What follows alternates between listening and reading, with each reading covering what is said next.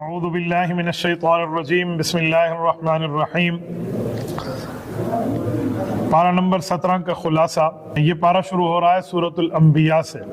سورۃ الانبیاء کو سورۃ الانبیاء اس وجہ سے کہتے ہیں کہ اس میں اللہ جل شانہ نے تمام انبیاء کرام میں اکثر انبیاء کرام کے واقعات کا ذکر فرمایا ہے، اور یہ سورت مکی صورتوں میں ہے، اور اس کی بنیادی جو باتیں ہیں وہ کل 3 ہیں۔ عقائد ہے، توحید میں، رسالت میں اور آخرت میں، ان کا مضامین کا بیان ہے، اور پھر باقی تقریباً 17 انبیاء کرام ہیں جن کا ذکر ہمیں اس صورت میں ملے گا۔ سب سے پہلے اقترب للناس جو آیت اللہ کریم نے شروع فرمائی ہے وہ غافلین کو تنبیہ فرمائی ہے۔ غافلین سے مراد وہ لوگ جو شخصیت چاہے وہ مومن ہو چاہے وہ کافر ہو لیکن اللہ جل شانہ سے دور ہو، رب کریم کو یاد نہ کرتا ہو، ان سب کو فرمایا جا رہا ہے کہ خواب غفلت میں سو رہے ہو، قیامت بالکل قریب ہے، حساب کتاب کا معاملہ آنے والا ہے، یعنی اس سے مراد قبر ہے یا آخرت ہے، حساب کتاب تمہارا ہوگا، تم اس سے بچ نہیں سکتے۔ اس کی اگلی آیت میں نبی پاک صلی اللہ علیہ وسلم سمیت تمام انبیاء کی انسانیت کو ذکر فرمایا، اور یوں فرمایا کہ مشرک لوگ انبیاء کرام کی دعوت کو رد کرتے ہیں اور بنیاد یہ بتاتے ہیں کہ تم تو انسان ہو، کیا انسان نبی بن سکتا ہے؟ تو فرمایا جی ہاں، اللہ تعالیٰ انسانیت میں اعلیٰ درجے کی شخصیات کو نبی بناتے ہیں، اور نبی کو منتخبی انسانیت میں سے ہی کیا جاتا ہے۔ وما ارسلنا قبلک الا رجالا نوحی الیہم کی آیت میں رب کریم نے نبی پاک صلی اللہ علیہ وآلہ وسلم کو نبی بھی بنایا، یہ بتایا، اور میں نے مرد یعنی انسان بھی بنایا نبی پاک صلی اللہ علیہ وسلم کو۔ اس سے اگلی آیت میں فاسألوا اہل الذکر ان کنتم لا تعلمون، اس کا مطلب ہے کہ اگر تمہیں معلوم نہیں ہے تو جس کو معلوم ہے آپ ان سے پوچھ لیں، یعنی اہل علم سے پوچھا جائے۔ اب قرآن کریم کی یہ آیت بتاتی ہے کہ اہل علم سے معاملات پوچھ لیا جائیں، تو یہ آیت گویا کہ اس طرف اشارہ کر رہی ہے کہ جو دین کا ماہر نہیں ہے وہ ماہر پر اعتماد کرے، جو ایکسپرٹ نہیں ہے وہ ایکسپرٹ کی بات کو تسلیم کرے۔ جس فیلڈ میں انسان کی مہارت نہ ہو اس فیلڈ میں خواہ مخواہ سے گھسنے کی ضرورت نہیں ہے، بہتر ہے کہ بندہ اس کے ماہر سے رابطہ کر لے تاکہ وہ جو جانتا ہے وہ اپنے علوم ہمارے ساتھ شیئر کر لے تو ہماری بھی اس میں بہتری ہو جائے گی۔ تو یہ آیت گویا کہ تقلید بتا رہی ہے۔ تقلید کا معنی ہے اکابر پر اعتماد، بڑوں پر اعتماد، اس کے فن کے ماہر پر اعتماد۔ جب بندے کو اعتماد حاصل ہوگا تو انشاءاللہ تعالی معاملہ ٹھیک رہے گا۔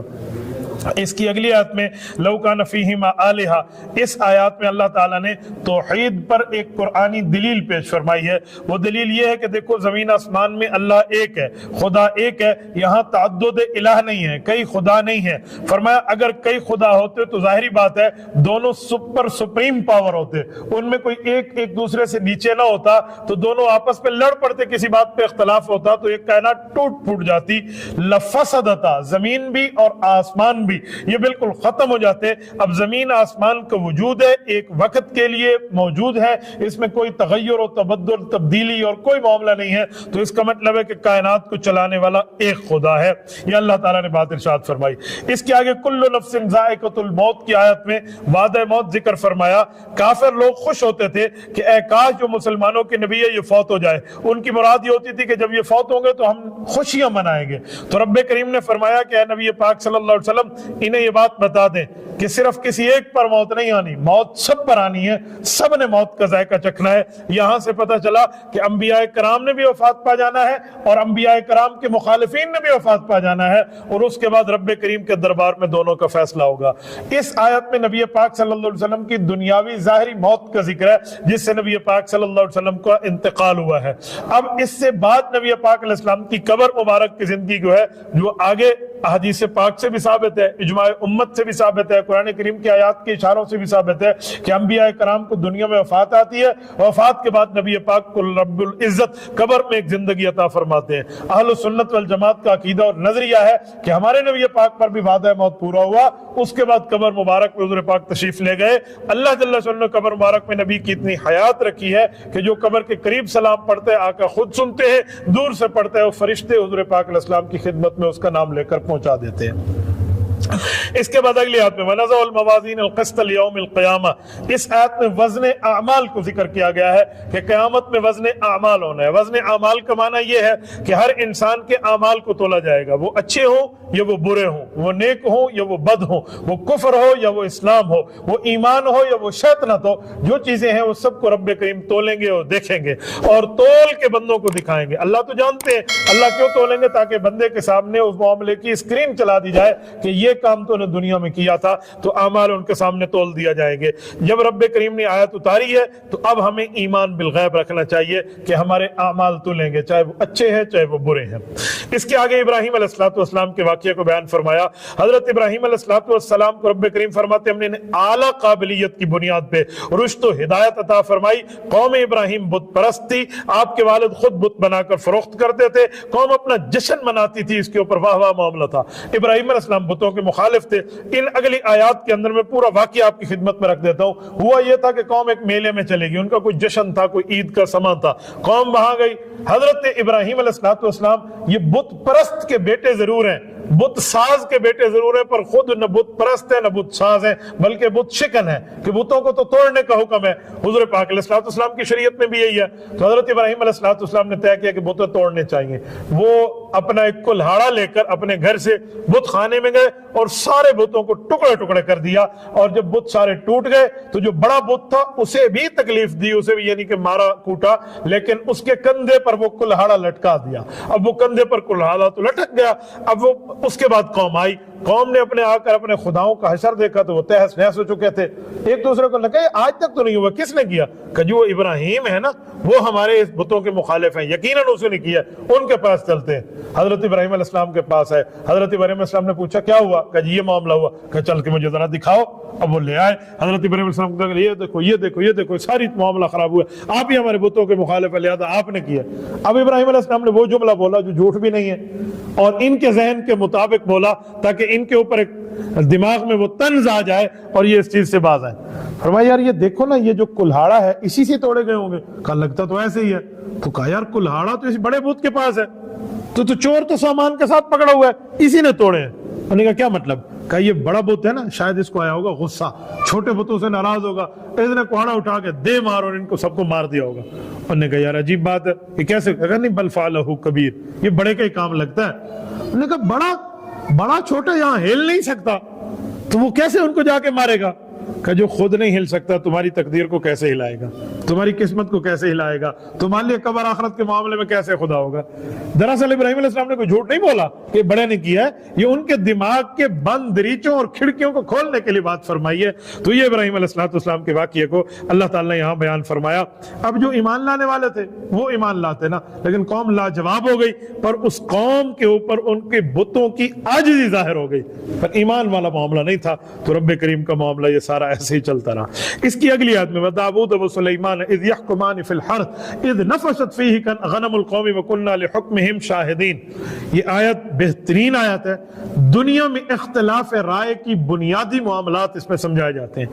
یہ کہا جاتا ہے نا کہ مثلا دو فقیہ ہیں، دو عالم ہیں، دین کے ماہر ہیں، ایکسپرٹ ہیں، تو بھئی ان دونوں کا آپس میں اختلاف کیوں ہے؟ لوگ کہتے ہیں جب دین ایک ہے تو پھر جواب دو کیوں آ جاتے ہیں، مسئلے کے اختلاف کیوں ہو جاتے ہیں؟ اس بات کو سمجھنے کے لیے اس آیت کو سمجھ جائیں۔ داؤد علیہ السلام کا دور رسالت ہے، داؤد علیہ السلام بھی نبی ہیں، بیٹے سلیمان علیہ السلام بھی نبی ہیں۔ ایک کیس پیش ہوا، اس کیس کا ڈیسیجن والد نے اور دیا، بیٹے نے اور دیا، دونوں نبی ہیں۔ قرآن کہتے ہیں یحکمان فی الحرث، اور دونوں نے فیصلہ دیا۔ اب فیصلہ کیا تھا؟ دونوں کے ایک دوسرے سے مختلف فیصلہ ہے۔ ہوا یہ تھا کہ ایک کھیت کو آ کے بکریاں کھا گئیں، بکریوں کو ریوڑ آیا اور کھیت کو چر کے بالکل کھیت کو الف بے جیم دال اس کو کر دیا اور ختم۔ وہ کھیت والا بیچارہ روتے ہوئے آیا حضرت داؤد علیہ السلام کے پاس کہ حضرت یہ اس بندے کی بکریاں ہیں اور یہ اپنی بکریاں سنبھال نہیں سکتا، میرے پورے کھیت کا رگڑا نکال گیا۔ تو حضرت داؤد علیہ السلام نے معاملہ دیکھا کہ جی آپ مظلوم ہیں، بتاؤ کھیت میں کتنا نقصان ہوا ہے، پیسے لگاؤ، حساب لگاؤ۔ انہوں نے کہا جیتنے کا۔ کہ بکریوں کے حساب لگاؤ، وہ کہا جیتنے کے۔ اور بکریوں کا پیسہ اور کھیت کے نقصان کا پیسہ ایک برابر تھا۔ فرمایا بکریاں اس کو دے دو، یہ اس کی ہو گئی۔ فیصلہ ہو گیا۔ اب یہ دونوں چل کے دوبارہ حضرت داؤد علیہ السلام سے ہٹ کے حضرت سلیمان علیہ السلام کے پاس ہے کہ جی ایسے دیکھیں، ایسے ہی معاملہ ہوا۔ سلیمان علیہ السلام نے فرمایا یہ بتاؤ کھیت والے کا جو نقصان ہوا ہے وہ بندہ ذرا ادھر آئے، وہ ادھر آ گیا، جس کی بکریاں ادھر وہ ادھر آ گیا۔ فرمایا وہ بکریوں والا زیادتی تیری ہے، تو نے زیادتی کی ہے، لہٰذا تو اس کے کھیت میں جا کر اس کے کھیت کو جونا شروع کر دے، اس کو بونا شروع کر دے، اس کی سیٹنگ شروع کر۔ تو جو تو کھیت والا ہے تو اس کی بکریاں ان دنوں تک اپنے پاس رکھے گا، چرائے گا بھی صحیح، اور دودھ وغیرہ بھی تو استعمال کرے گا۔ جب تک کھیت دوبارہ برابر نہیں ہوتا اس وقت تک بکریاں اس کو نہ دینا۔ اب یہ دونوں فیصلے ہو گئے۔ اب ایک شریعت ہے دو نبیوں کا فیصلہ ایک دوسرے سے الگ الگ ہے۔ اگر کسی دین کے ایک مسئلے میں علماء فقہا کی دو رائے آ جاتی ہیں تو پھر اگر لوگ اعتراض کریں کہ دو مولوی دو جواب کیوں دے رہے ہیں، شریعت تو ایک ہے، تو پھر ادھر دو نبی دو جواب کیوں دے رہے ہیں؟ تو اس کا ایک ہی جواب ہے کہ اختلاف امت رحمت، جو حدیث میں آیا نا کہ دلیل کی بنیاد پہ اگر اختلاف ہو تو یہ رحمت ہے۔ اب دونوں کے جواب ٹھیک ہیں، رب فرماتے ہیں وَكُنَّا لِحُكْمِهِمْ شَاهِدِينَ، ہم دونوں کے جواب کو دیکھ رہے ہیں، لیکن فَفَهَمْنَاهَا سلیمان، حضرت داؤد کا جواب بہتر ہے، حضرت سلیمان کا جواب بہترین ہے۔ اللہ نے اس کو غلط نہیں فرمایا، بہتر اور بہترین کا فرق ہے، اعلیٰ اور غیر اعلیٰ کا فرق ہے، یہی فرق ہے، لہذا سلیمان علیہ السلام کے فیصلے کو نافذ کیا گیا۔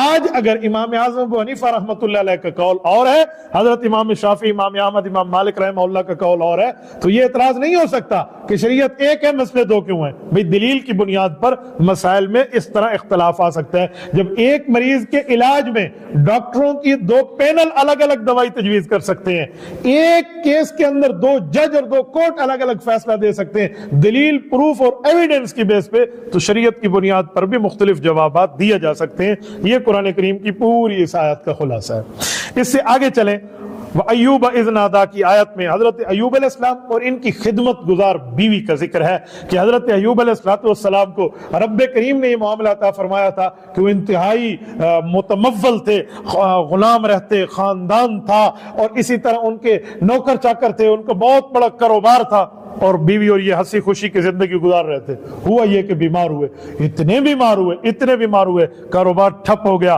غلام چھوڑ کے چلے گئے، خاندان والے ہٹ گئے، اکیلی بیوی ٹھہری، اس نے وہ خدمت کی جو خدمت کرنے کا حق ادا کر دیا۔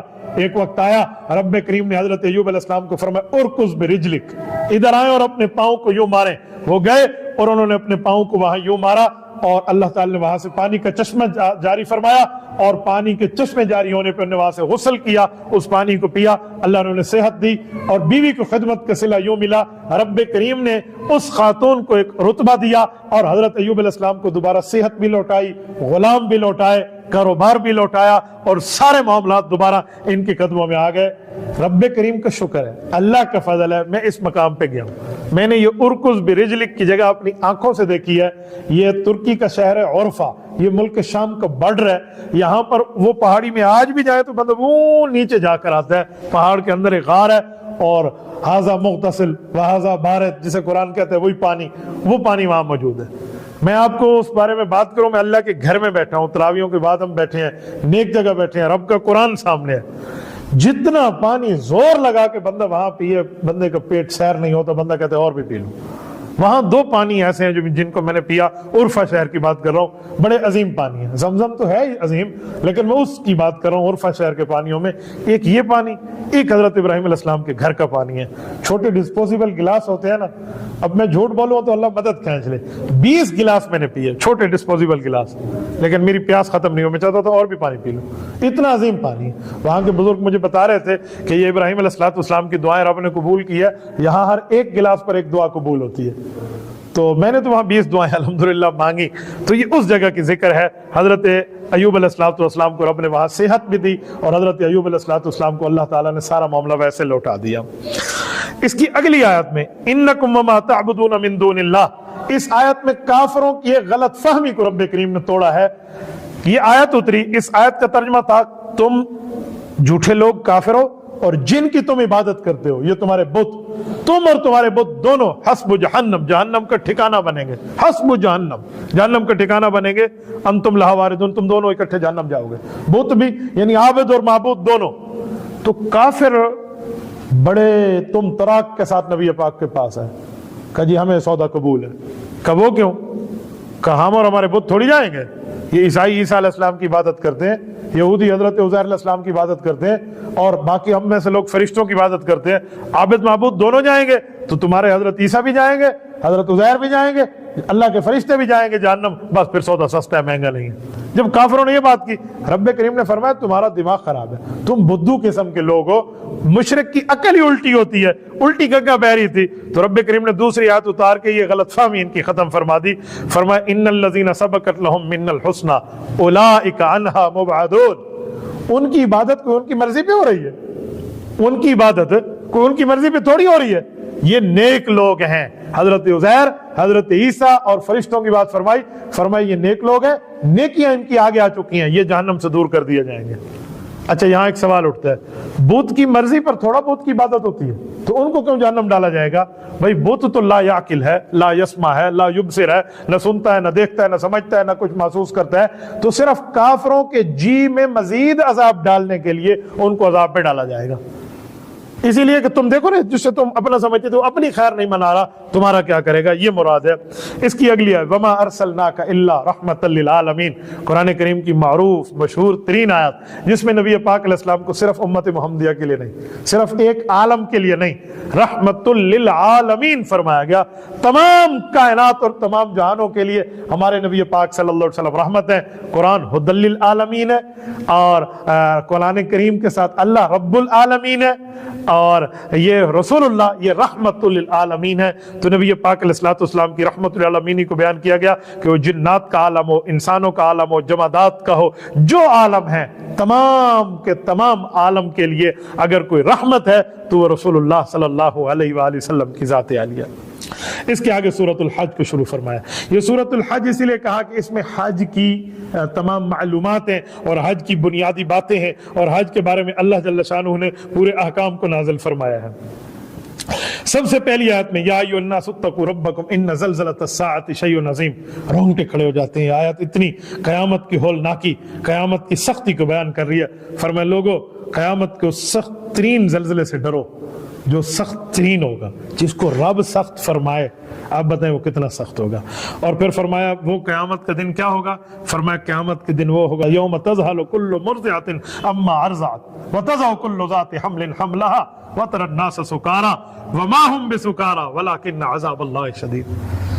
فرمایا لوگ اس دن، ماں جو ہے نا، ماں، اللہ اکبر، جو اپنے بچے سے پیار کرتی ہے، فرمایا یہ ماں دودھ پیچھے بچے کو یوں پھینک دے گی، کہے گی یہ جاتا ہے تو جائے، میں بچہ۔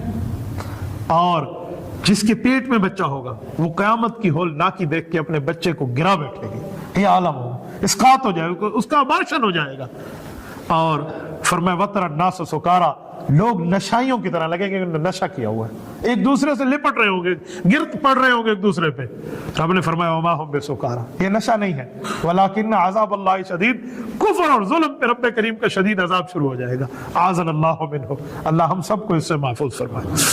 اس کے بعد بعث بعد الموت کی بات فرمائی کہ اے لوگو اگر تم موت کے بعد کی زندگی پر تم یہ معاملہ سمجھتے ہو کہ وہاں پر کسی قسم کا کوئی معاملہ نہیں ہے اور بعث بعد الموت کی زندگی نہیں ہے، تو سنو، عقیدہ اپنا لو، موت کے بعد کا پورا زمانہ ہے، پوری ترتیب ہے۔ تمہاری غذا میں رب کریم نے مٹی کے عنصر کو شامل کیا ہے، وہی غذا خزا کے ماں باپ کا ملاپ ہوا ہے، اسی ملاپ کے نتیجے میں پیٹ میں نطفہ آیا ہے، اس نطفے سے رب نے پیدائش کی ہے، تو دوبارہ رب کریم ہمیں مٹی میں لے کے جائے گا، جس ترتیب پر آئے اسی ترتیب پہ گئے، اسی ترتیب پہ ہم نے قیامت میں اٹھنا ہے، تو قیامت میں پوری ترتیب ہے، یہ رب کریم نے فرمایا۔ اس کے بعد وَمِنَ النَّاسِ کی آیت میں ان کچھ لوگوں کا ذکر فرمایا جو ایمان نہیں لائے تھے، ایک شرط رکھ کے ایمان لائے کہ اگر ہمارا دنیا کا یہ کام اچھا ہو جائے گا تب ایمان لا رہے ہیں۔ فرمایا جب ان کا کام اچھا نہ ہو تو وہ پیچھے ہٹ گئے، تو گویا وہ ایمان لائے بھی نہیں۔ ان کے اوپر رب کریم نے بات فرمائی کہ دنوی فائدے کے لیے ایمان قبول نہیں ہوتا، ایمان اخروی فائدے کے لیے ہوتا ہے، دنیا تو امتحان کی جگہ ہے۔ پھر حاسدین کے غیظ و غضب کو بیان فرمایا، اور نبی پاک صلی اللہ علیہ وسلم کو فرمایا کہ جو کافر ہیں نا، یہ آپ سے ایسے چڑ رہے ہیں اور ایسے غصے میں ہیں کہ گویا انہوں کی آپ نے کوئی مالوں پہ قبضہ کیا ہو۔ فرمایا ایسا کچھ بھی نہیں ہے۔ فرمایا اگر یہ آپ سے بغض میں ہیں تو انہیں چاہیے یہ آسمان پہ ایک رسی لگائیں اور چڑھ جائیں، اوپر جائیں، اور اوپر سے اس رسی کے ذریعے جو اگر آپ تک کوئی معلومات وحی کی آ رہی ہے نا وہ کاٹ دیں۔ اتنی جرت تو ان میں نہیں ہے کہ یہ اوپر جا سکیں، تو اوپر کا معاملہ تو ہے ہی کچھ نہیں، یہ کہاں سے معاملہ کریں گے، یہ فرمایا۔ اس کے بعد وَإِذْ بَوَّأْنَا میں وہ حضرت ابراہیم علیہ السلام کی بنا کی بات فرمائی کہ سب سے پہلے کعبۃ اللہ شریف حضرت آدم نے بنایا تھا، حضرت آدم علیہ السلام سے لے کر حضرت ابراہیم تک یہ کعبہ منہدم ہو چکا تھا، حضرت ابراہیم نے تعمیر جدید کی ہے، تعمیر نو کی ہے، بنایا حضرت آدم علیہ السلام نے کعبۃ اللہ کو۔ جب اپنے بیٹے کو ساتھ ملا، حضرت اسماعیل کو ساتھ ملا کے کعبہ شریف کی تعمیر کر لی، تو ہم نے ابراہیم کو حکم دیا، اے ابراہیم اذن فی الناس الحج، لوگوں کو حج کے بارے میں بلاؤ۔ اب دل میں آیا اللہ حج پہ बुलाऊं यहाँ तो सामने एक भी नहीं है। फरमाया इब्राहिम तेरा काम आवाज देना है, लोगों तक पहुंचाना तेरा रब का काम है। आवाज दी गई, लोगों मैंने काबा बना लिया, अल्लाह के घर का हज करो, रब ने रूहों तक आवाज पहुंचा दी। उलमा फरमाते हैं जिस रूह ने हजरत इब्राहिम की बात सुन के लब्बैक कहा वो जरूर हाजिरी देगी। जिसने एक दफा कहा तो एक दफा हाजिरी, जिसने दो दफा कहा तो दो दफा, जिसने जितनी दफा कहा उतनी जगह हाजिरी, और जिसने नहीं कहा उसकी हाजिरी नहीं है। अच्छा पता कैसे चलेगा? कहते हैं जब वहां जाके एक दफा लब्बैक कह लोगे ना तो पता चल जाएगा कि मेरी रूह वहां कहने वालों में थी। हजरत हमारे हाफिज रहमतुल्लाह साहब की अल्लाह पाक मगफरत फरमाए, कितना कुरान करीम की उनने खिदमत की थी। हर साल हज और उम्रे उनके होते थे। हमारे वाले साहब रहमतुल्लाह अलैह ने एक दफा उनसे मजाक किया कि जब हजरत इब्राहिम अलैहिस्सलाम की आवाज आपने सुनी होगी तो तैं डांट जगती हो सी लब्बैक लब्बैक दी अल्लाह से वला वला गिन में दे, तो अल्लाह हम सबको अता फरमाए। देखिए कई कई हजरात है, कितने कितने हज है। हजरत इमाम हुसैन के 25 हज पैदल है, हजरत इमाम हसन के 25 हज है, और इसी तरह हजरत इमाम आजम अबू हनीफा रहमतुल्लाह के 55 हज है। तो कितने अल्लाह पाक अल्लाह हम सबको अता फरमाए। इसके आगे अल्लाह ताला ने कुर्बानी के हुक्म को बयान फरमाया, और कुर्बानी के लिए फरमाया अय्याम मालूमात, फरमाया वो दिन है जो मालूम दिन है। अब मालूम दिन कौन से? हजरत अली अल मुर्तजा फरमाते हैं हमें आका नामदार सल्लल्लाहु अलैहि वसल्लम ने फरमाया अय्याम मालूमात जो है वो 3 दिन है, 10 ज़ुल्हिज्जा, 11 ज़ुल्हिज्जा, 12 ज़ुल्हिज्जा, यानी बकरा ईद और इसके साथ 2 दिन इसके आगे, ये 3 दिन है, इसमें कुर्बानी करें। ये कुर्बानी के कुल 3 दिन है। उसके आगे कुर्बानी के मकसद को फरमाया ला यनालल्लाहु लुहूमुहा वला दिमाउहा, फरमाया लोगों ये गोश्त और ये खून जिसको तुम ज़बह कर रहे हो ये रब के पास नहीं पहुंच रहा, वलाकिन यनालुहु तक़वा मिनकुम, जो तुम्हारे दिलों में तकवा है ना, जो नेकी है, अल्लाह का डर और खौफ है, अल्लाह के पास वही पहुंच रहा है। पता चला बंदा इखलास के साथ कुर्बानी करे, रियाकारी के ऊपर खून बहाना आ जाएगा, फिर कुर्बानी जाया हो जाएगी। फिर अगली आयत में उदिन लिल्लज़ीना युक़ातलूना बिअन्नहुम ज़ुलिमू, अल्लाहु अकबर। इस आयत के अंदर रब्बे करीम ने जो बात इरशाद फरमाई है वो सहाबा कराम रज़ी अल्लाह अन्हुम अजमईन को ऐलान जिहाद, जिहाद की इजाजत दी है कि अभी तक मक्की जिंदगी थी, तुमने हाथ बांध के रखे, हमने मना किया जवाब न दो, फरमाया अब जवाब देने के लिए रब्बे करीम तुम्हें ऐलान जिहाद पर इजाजत दे रहा है। इस आयत में जवाब दिया। फिर उसके बाद अल्लाह ताला ने अगली बात इरशाद फरमाई, फरमाया जिहाद की इजाजत ये पहली मर्तबा दे दी, फिर फरमाया जिहाद के जवाब में और इसके नतीजे में इस्लामी रियासत कायम होगी। तो इस्लामी रियासत और हुक्मरान की जिम्मेदारी क्या है?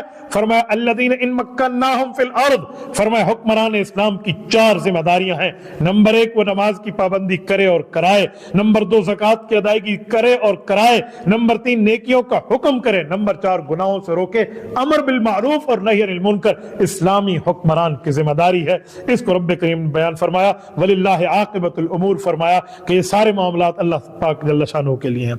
अगली आयत में वमा अरसलना मिन क़ब्लिक, इस आयत में रसूलुल्लाह सल्लल्लाहु अलैहि वसल्लम तसल्ली दी, फरमाया ए नबी पाक आपकी बात पे काफिर एतराज करते हैं, आप दिल छोटा न करें। इस तरह के लोगों ने, पहले लोगों ने भी पहले अंबिया पर एतराजात किए थे, ये उनका कुछ नहीं बिगाड़ पाए, तो ये आपका क्या बिगाड़ेंगे। और फिर ये भी एक बात इरशाद फरमा दी, फरमाया जब रसूलुल्लाह सल्लल्लाहु अलैहि वसल्लम कुरान पढ़ते हैं, शैतान बेईमान उस वक्त काफिरों के दिलों में शुबहात डाल रहा होता है कि इसका मतलब यूं नहीं है, यूं हो जाएगा, यूं हो जाएगा, उल्टे उल्टे डाल रहा होता है। फरमाया रब्बे करीम उन शुबहात को खत्म कर देते हैं। उसके बाद दिल तो साफ हो गए, अब 2 बातें होंगी, जो जिद्दी होगा वो नहीं मानेगा, आखिरत में अंजाम देखेगा, जो जिद्दी नहीं होगा रब उसको ईमान की दौलत अता फरमाएंगे। फिर माबूदाने बातला की बात फरमाई कि ये जो तुम अल्लाह के अलावा जिसको खुदा मान रहे हो, मुशरिकीन के झूठे पत्थर की बनी हुई मूर्तियां, फरमाया ये सब मिल के एक मक्खी पैदा करने की भी ताकत नहीं रखते। एक मक्खी ये पैदा नहीं करते। लन यखलुकू ज़ुबाबन वला यज्तमऊ ला, सारे के सारे इकट्ठे क्यों ना हो जाए, एक मक्खी पैदा करें, इनके जो है ना क्या कहते हैं, कोई अंदर वो ताकत मौजूद नहीं है। ये अच्छा छोड़ें, मक्खी पैदा करना तो बड़ी बात, रब्बे करीम ने फरमाया अच्छा मक्खी पैदा नहीं होती, तुम्हारे खाने में मक्खी आकर कोई चीज ऐसी उठा जाए, कितनी माइक्रो चीज होगी, कितनी छोटी, फरमाया वो उठा जाए, तुम्हारी ताकत है तो उससे वापस लेकर दिखाओ। वो उठाई हुई चीज तुम वापस नहीं ला सकते, ये बुत, और तुम उनको खुदा बना के बैठे हो, खुदा के बंदे, यूं नहीं होना चाहिए। आगे वमा जअला अलैकुम फिद्दीन मिन हरज, इस आयत के अंदर रब्बे करीम ने फरमाया दीन में हर्ज नहीं है, आसानी है। अब आसानी का क्या मतलब? आसानी का यह मतलब नहीं है जहां सख्ती आए वहां शरीयत का हुक्म छोड़ दे, बल्कि यह मतलब है कि दीन के अहकाम आसान है। अल्लाह ने ऐसे हुक्म नहीं दिए जो तुम्हारे बस में ना हो, अल्लाह ने हर वो हुक्म दिया है जिसको इंसान अपने बस में रख सकता है। 17वें पारे की फिर आखिरी आयत में लितकून الرسول شہیدا کی آیت میں ایک بات فرمائی کہ پچھلی امتوں پر حضور علیہ الصلوۃ والسلام گواہ ہے اور حضور کی امت گواہ ہے۔ اب پچھلی امت کے لوگ کہیں گے ہمارے پاس تو نبی نہیں آیا تھا، اور ہمیں کہیں گے نہیں تمہارے پاس نبی بھی آیا، کتاب بھی ہے، وہ ہمیں کہیں گے تم نے ہمیں دیکھا تھا۔ موسیٰ علیہ السلام کی امت اگر امت محمدیہ کہے تم کہہ رہے ہو تورات ہمارے پہ آئی تھی، تم نے دیکھا تھا، باقی ہم تورات کی بات اب آگے دیکھ لیں گے۔ یا عیسیٰ علیہ السلام کی امت انجیل پہ کہے تو بظاہر تو ان کی بات ٹھیک ہوگی، تو امت محمدیہ جواب دے گی ہم نے نہیں دیکھا، لیکن سچی خبر پہ گواہی دینا جائز ہے۔ کیوں؟